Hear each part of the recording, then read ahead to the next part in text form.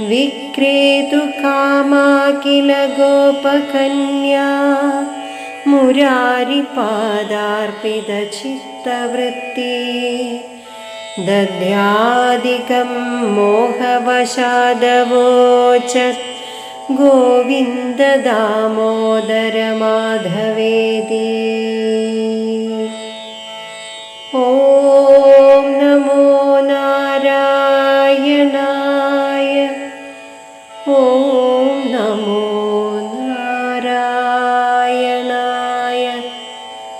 ഓം നമോ നാരായണായ.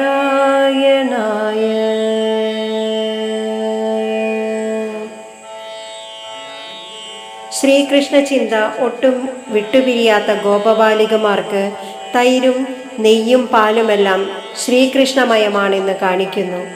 ഉണ്ണിക്കണ്ണൻ്റെ തൃക്കാലുകൾ തന്നെ മനസ്സിലോർത്തുകൊണ്ടിരുന്ന ഒരു ഗോപബാലിക തൈർ, നെയ്യ്, പാല് മുതലായവ വിൽക്കുവാൻ ആഗ്രഹിച്ച് അബദ്ധത്തിൽ ഗോവിന്ദ, ദാമോദര, മാധവ എന്ന് വിളിച്ചു പറഞ്ഞു പോലും.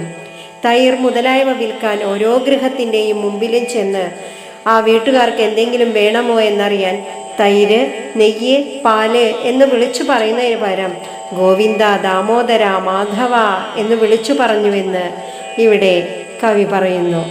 ഹരേ കൃഷ്ണ.